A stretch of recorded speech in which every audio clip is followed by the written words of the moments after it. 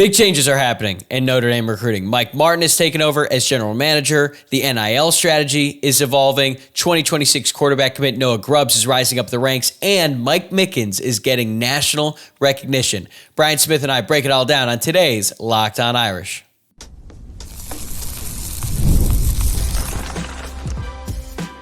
You are Locked On Irish, your daily podcast on the Notre Dame Fighting Irish.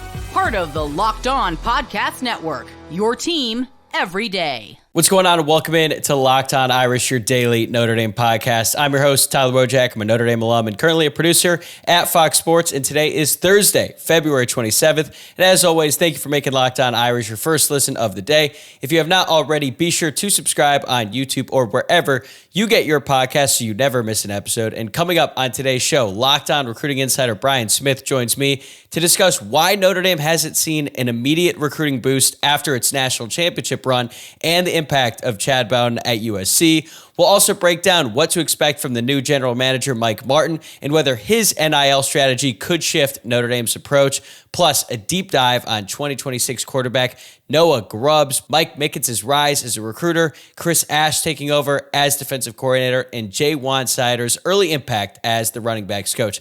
Plenty to get to, so let's get started. All right, recruiting insider Brian Smith is back with me here. And Brian, it seems like some Notre Dame fans have become a little restless because there really hasn't been much recruiting news to talk about since Notre Dame's deep run in the college football playoff. And I'll admit, I understand it to some degree because typically teams that make a national championship run see an immediate boost in recruiting. But why hasn't Notre Dame experienced that to the same effect so far?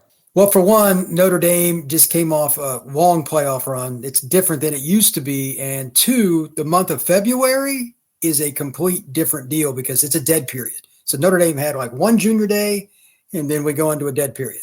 For the entire month of February, it's just contact via phone, messages, emails, stuff like that. So I'm not really surprised. Not many schools get a whole lot of bump, and Notre Dame is waiting on the junior days. They're going to happen in March. That's kind of their normal deal. And they're not going to, and I know this, we're going to get into this anyway, they're not going to just throw upfront money at a bunch of kids. That's just not going to happen. So I'll give you an example. There was a kid at the end of this past cycle that everybody wanted. He turned down 1.3 million just to sign with the school because he got a much higher offer from somebody else. So if you want to complain about that or disagree with that, you can go ahead, but Notre Dame doesn't really do it that way. So we can argue about it, but that's their strategy. But as far as the immediate bump, it's more the dead period than anything else. Yeah, we'll dive into that strategy here shortly. But as for the news that Notre Dame has received since that run, it's actually been mostly negative, with the one exception being Tyler Merrill's commitment to Notre Dame. But with Chad Bowden now at USC, we have seen a couple of Notre Dame's top prospects either publicly commit to the Trojans, like defensive end Simote Ketuanga, or start trending that direction like wide receiver Trent Mosley. Do you think this is a product of Bowden leveraging his connection to Notre Dame against the Irish, or does it have more to do with their desire to stay close to home? Because we're talking about two kids from Southern California. I think a lot of it is NIL, and I think a lot of it is just relationships. It's the same thing in recruiting. Chad's an excellent recruiter. He's part of it, but that's USC. It's not shocking, and they're right down the road. So for them to get a kid is not that. But NIL, they will throw around a lot more upfront money than what Notre Dame does, so I think that's part of it, especially with the D-line game. A lot of those kids, it's 100% about money. So Notre Dame at some point is going to have to cross that bridge.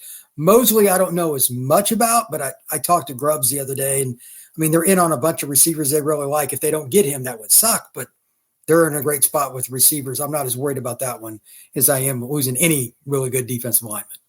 Mark Striven has already hired a replacement to Chad Bowden as general manager, and Mike Martin, the former executive with the Detroit Lions. And even though the move has not been made official yet, he's already been on the job for over a week now. How involved do you expect Martin to be in high school recruiting compared to Chad Bowden?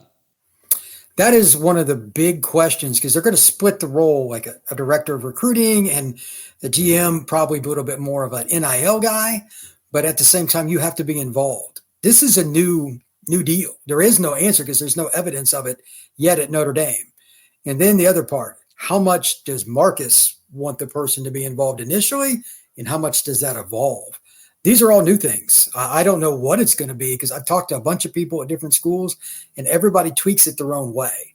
So it's more personnel based and personalities than anything else. So I don't know if the GM will be a ton of information on it, but a lot of schools are using them again for NIL purposes, because I won't get into specifics. I had an SEC coach tell me one of his biggest time consumption deals was dealing with fires because of NIL. The third uncle calls up, mom or whatever, we're going to leave if we don't get more money stuff. It's too much on the coaches. That's why these GMs are coming in to handle a lot of that. And I'm sure he'll evaluate too, because he did such a good job with where he was before. But at the same time, NIL is such a cumbersome deal, and it's lawyers and contracts and agents. And then people, quite honestly, have zero business talking money.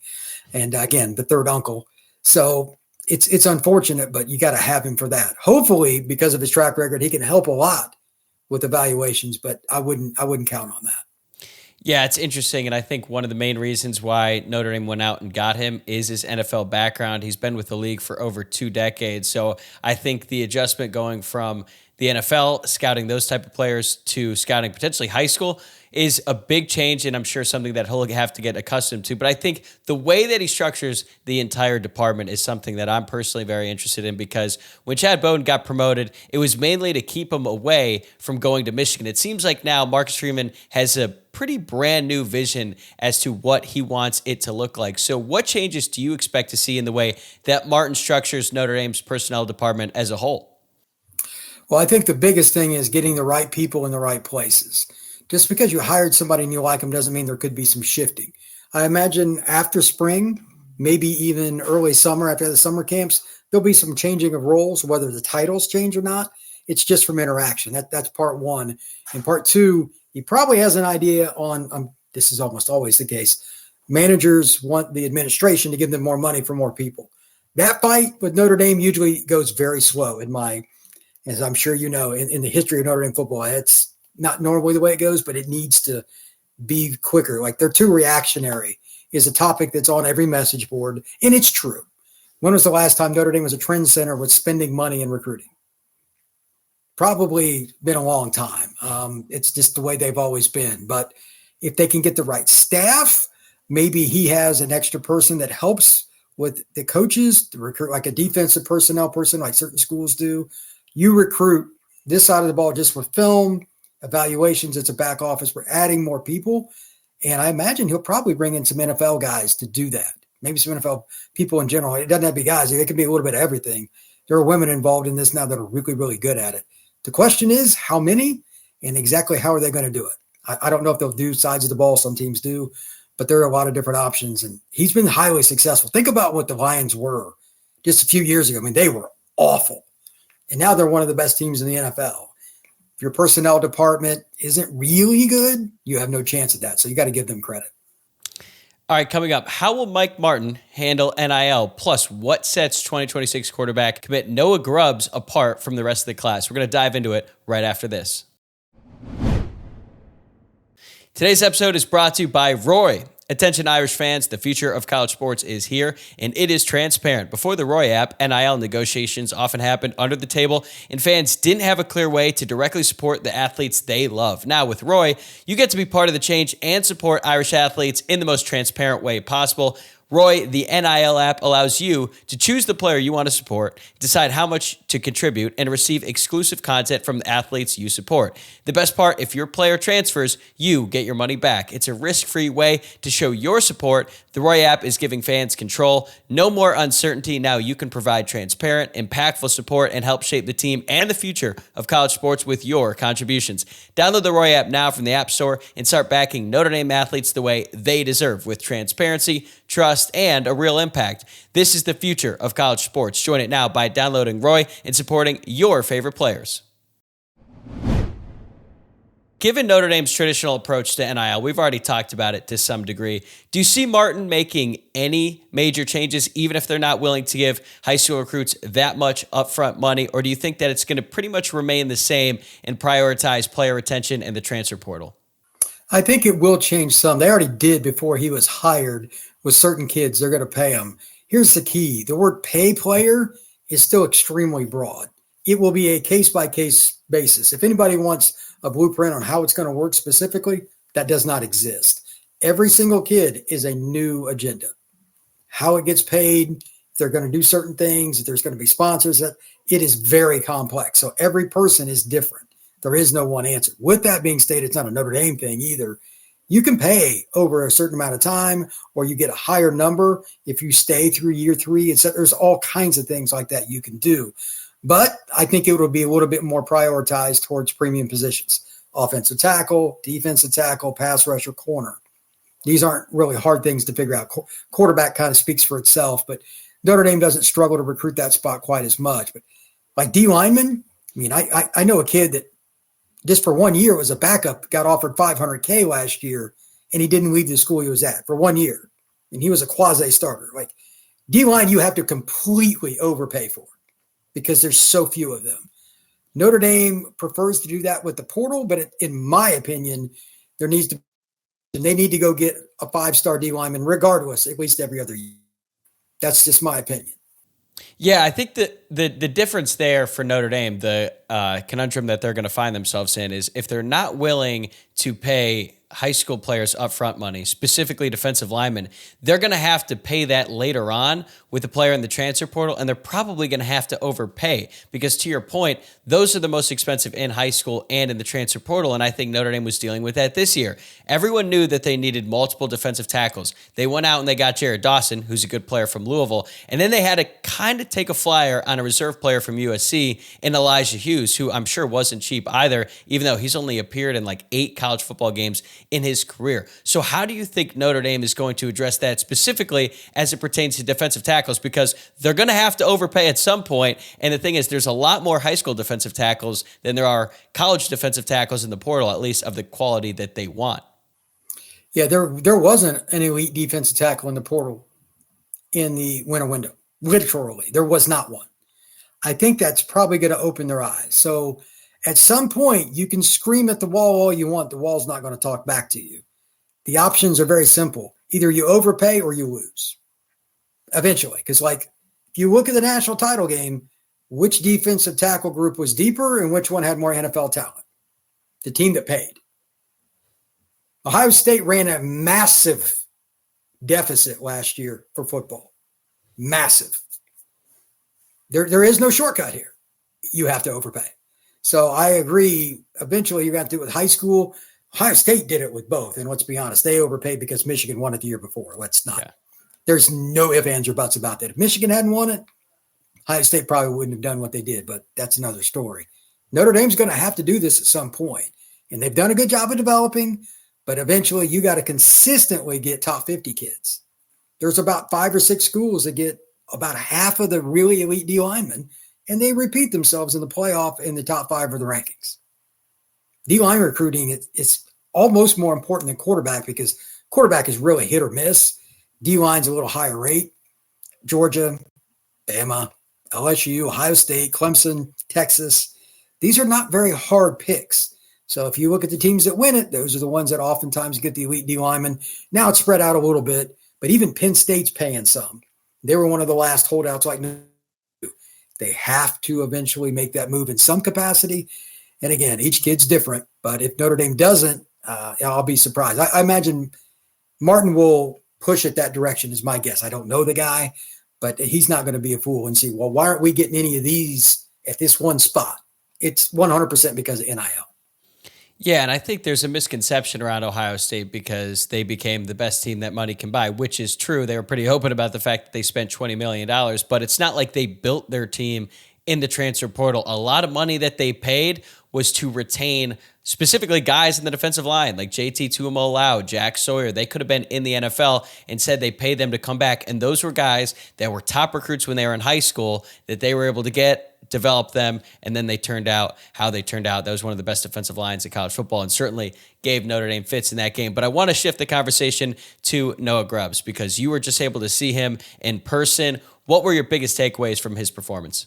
Consistency. Noah is very calm, and he's so used to being in front of the spotlight. Doesn't matter if he's talking to me or if he's talking to John Garcia or Andrew Ivins or anybody else. He knows how to handle the microphone, and when any drill comes up, he's the guy they always have lead it. He shows other kids what to do. He's been trained for a long time. Balin Trujillo is a guy that he's trained with in the Orlando area, does a really good job, and he's just very accurate. His motion is consistent, play after play after play after play. I only saw him throw one bad ball out of all the throws I saw him throw, like 50 throws, 40 throws, whatever it was. He's very consistent, and he's down to 200 pounds. He's very lean. Now he said he's going to try to go back up slowly with muscle. He's a kid that will end up starting for Notre Dame, I think, multiple years. He's the entire package of what you want as a pro-style pocket quarterback who can move the pocket some and run a little bit. But, yeah, he's a great kid. He fits Notre Dame to a T. And Notre Dame clearly prioritized Grubs early in the 2026 cycle. The fact that he committed back in June of 2024, that feels like an eternity ago, and he still has so much more high school football left to play. But there were other top quarterback prospects who were interested in the Irish, including Bell out of American Heritage in Florida. So what do you think the Notre Dame staff saw in him so early on that separates him from all the other top quarterbacks in the class? Part of it's just in-person evaluation. Marcus Freeman and his staff really go into that. And it doesn't surprise me because every time I see Grubs, he's consistent. So maybe he was just a day that he came for camp and all that. It was really good. But I also think, again, the fit is there. He's a guy that really fits Notre Dame on and off the field. The high school he goes to, Lake Mary, it's a really good community just north of Orlando. I think that's a big part of it too. Quarterback is the face of your program. I don't care what school it is, Ole Miss, South Carolina, wherever. The face of your program has got to be somebody you trust. And Grubs could fit any school in the country. So he's a safe pick from that. And Notre Dame leaned on that, I think, part of their evaluation as much, if not more, than what he did when he was throwing the football. He'll do well for Notre Dame in all avenues. The way you talk about Grubs kind of reminds me of the way that people talked about C.J. Carr when he was coming up as a recruit. And I think the one trait that C.J. Carr had that really separated himself from the pack was accuracy. Is there one physical trait from Grubs that really stands out to you? I would just say how he throws the ball in the middle of the field. He reads it well, and he'll gun it between guys that other people won't. It's a combination. You got to read it right, because if you don't read it early enough, those throws go the other direction. But he'll thread the needle, and CJ did a lot of that too. If you have the ability to read a defense early enough, you can lead a guy past the defender on the backside of it. He'll make those kind of throws. Not many high school kids do. The high school he's at Lake Mary, they've got really good coaching. They throw it all over the place, and it's an aerial assault. So he'll come into college much more advanced than a lot of guys will. All right, coming up, we'll break down why Mike Mickens is ranked among the best recruiters in college football. Plus, how will Chris Ash and Ja'Juan Seider shake things up on the recruiting trail? That's next on Locked On Irish. Today's episode is also brought to you by Fabric. Life moves fast, especially when you have a family. One day you're watching your kids take their first steps, and before you know it, they're off to college. That's why securing their future is so important. Fabric by Gerber Life makes it simple to get term life insurance that fits your family's needs. With Fabric, you can apply for term life insurance online right from your couch. You could be covered in under 10 minutes, and in many cases, no health exam is required. You can get $1 million in coverage for less than $1 a day, so protecting your loved ones doesn't have to break the bank. Fabric also offers free digital wills and access to investment accounts to help you plan for your children's future. Join the thousands of parents who trust Fabric to help protect their families today. Apply today in just minutes at meetfabric.com/lockedoncollege. That's meetfabric.com/lockedoncollege. Policies issued by Western Southern Life Assurance Company, not available in certain states. Price is subject to underwriting and health questions. All right, Brian, this week on 3's Steve Wiltfong recently named Mike Mickens as one of the 10 best recruiters in college football. How significant is that recognition, and what makes Mickens such an effective recruiter for Notre Dame? He finds kids for his system that will fit his personality and do the job. I think Leonard Moore is a pretty safe pick as somebody that we knew was good, but we didn't know he was that good. I got word last summer that he'd improved. He'd gotten a little faster, a little bigger, stronger, kind of a late developer. So Notre Dame got a little bit lucky on it, but they prioritized him very early in the recruiting cycle. And the ironic part, he's from just outside of Austin, Texas. You don't get many kids from there that Texas would want, but they didn't really go after him. So I think number one, it would be evaluations for Mickens. And then two, it's just his relationship building. From every kid that I've ever spoken to that Mickens has recruited, DB or otherwise, he's a likable guy. I always ask people about off-the-record stuff, like which coaches are fun to talk to, et cetera. Mickens is somebody that comes up. Kids will always pick schools because they like them and stuff. But the biggest factor is still relationships. They're going to pick 9 out of 10 times the coach over the school. And Mickens is at Notre Dame, so Notre Dame reaps the benefits. Kids like him, and now he's got a track record too, so it's a lot easier. Putting some guys in the NFL consecutive years is going to help him. Notre Dame's in a great spot because Mickens is on the staff. Really, really good coach and really good recruiter. It did seem like Texas took note of the fact that Leonard Moore ended up at Notre Dame and had so much success because they were pursuing him at one point to join their coaching staff, although it looks, at least as of this recording, that Mike Mickens is going to stick around with Notre Dame for at least one more year, even though he was not promoted to the full-time defensive coordinator spot. But one thing that I've been thinking about specifically since I saw that Mike Mickens was recognized as a top 10 recruiter is like, when we talk about college football and the superstars, they're usually coaches because they're the ones who are around long, whereas like all the best players are kind of in and out in 3 years or less most of the time. But for an assistant coach like Mike Mickens to get that kind of recognition, I think it means a lot because he is the one who the players deal with more often than not, specifically at their position. So when a coach like this, an assistant coach who's not even a defensive coordinator, how does that impact the reputation for the school and specifically that position? Because I think it's kind of an afterthought to people on the outside, but for the players, that's the person that they are dealing with way more than the head coach. I think it's really important, especially at DB, a spot that it's a premium deal. If you look at the Final Four teams, Penn State, Notre Dame, Texas, Ohio State, all of those schools had multiple DBs that were probably going to go in the first couple rounds. That's why you get there, because everybody can throw the ball now. So if you don't have a DB coach that's got a rep, it's really hard. I don't care who your head coach is to win because you're not going to get enough players. So kind of like the general manager spot, you see all these millions of dollars going out. I just saw today that the GM at North Carolina gets getting like $1.5 million. DB coaches, I imagine, are going to be going up, especially the ones that are coveted like Mickens, because there's only so many. And if you don't have elite DB play, you have zero shot. So I think it's a massive thing, especially when Mickens is a nice guy. I've met him once. He's a really nice guy, very presentable. It's easy for your program to be sold in a positive light, having a guy like that. And I don't care what his title is. It's important. But again, DB, that's huge. All right, let's talk about the guy who actually is Notre Dame's defensive coordinator now, and that's Chris Ash. He's known as a strong X's and O's mind, but how do you expect him to approach recruiting now that he's Notre Dame's defensive coordinator? Because he even admitted in his opening press conference on Wednesday that it is so much different than when he was last coaching in college. This is a great question, and I imagine Notre Dame's going to feel it out a little bit, kind of like with the new GM hire and whoever they bring in for all the positions to back office. There'll be a little feeling out. More than anything else, the reason that Freeman hired him is they had the same vision for what they wanted to do defensively. Like Ash is very aggressive. I don't know if he'll be quite as aggressive as Al Golden. He was incredibly that much, but I think they're going to use him as a closer, probably more than anything else, kind of like Golden. They're going to be doing more time with the X's and O's because they lead the defense. He's still a guy that's been on a staff at Ohio State with Urban Meyer. So I know he can recruit. I know him. He will not hire you if you can't recruit. No chance. The only question I have is how long will it be before he's tired of the NIL game and all that stuff? Because like a lot of these coaches that have been at multiple levels, they really don't want to mess with it. It's the ultimate question because I'm sure he could be in the NFL too. I don't know. But he's a very well-respected coach from an X's and O's standpoint. I think he'll be the back-end guy in recruiting. It'll help finish the deal more than anything else. I don't know if he'll have a territory or anything else that they really want to give him, but he recruited at Ohio State, so he's recruited New Jersey. I would imagine he'll be an East Coast guy. That'll help out some too, but closer will be his main role. So Notre Dame also made a big splash by hiring Ja'Juan Seider as running backs coach, who was previously with Penn State. What have been the early returns on the recruiting trail since he arrived in South Bend?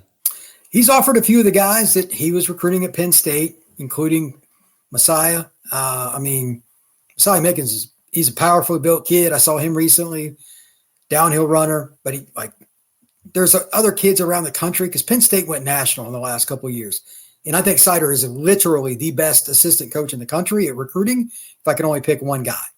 Some will say Heartline, but I think Heartline, it's more just because of the position he recruits that makes it a little easier, and he's got Smith. But either one of them, they're elite. Seider does a great job for Penn State when he was recruiting South Florida. They've never gotten kids out of South Florida to even visit. So he turned that around. He would help him in Virginia, etc. And he's a closer. He can get kids that otherwise they wouldn't get. Nick Singleton would probably be playing for Notre Dame if it wasn't for Seider. He's an elite recruiter. Like, he was all but set to go to Notre Dame, and Seider flipped him at the last second. He is elite at closing. So I think Notre Dame will see the benefits of him more next year after he's been around. Notre Dame knows how to sell it a little more. But there'll be somebody they get this year. I don't know if it'll be a running back, but it'll be because of him. Again, players pick coaches more than they pick schools.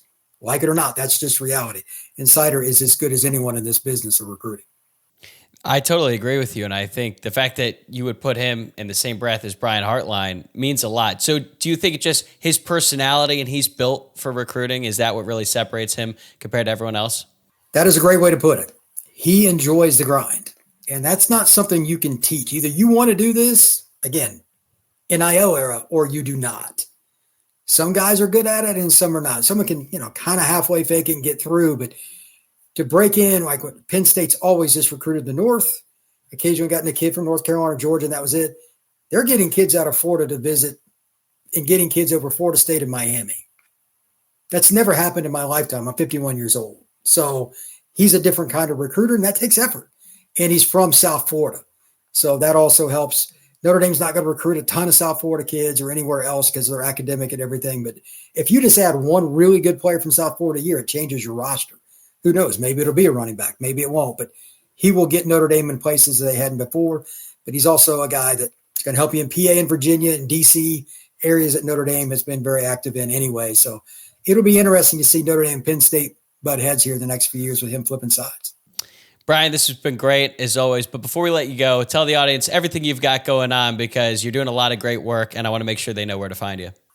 Yeah, we just started the new podcast called The Portal, and it is a lot of fun. It is transfer portal, obviously, but NIL and recruiting are what dominate it. National perspective, Notre Dame, Texas, Florida State, Michigan, USC, anybody you can imagine. Who's recruiting who, why, all on the portal. You can find it on anything you want to, YouTube, Spotify, Apple, all those different places. Started the 1st of February. So it is a brand new channel. It's a lot of fun, though. All right, man. Thanks so much for the time. Take care. Take care.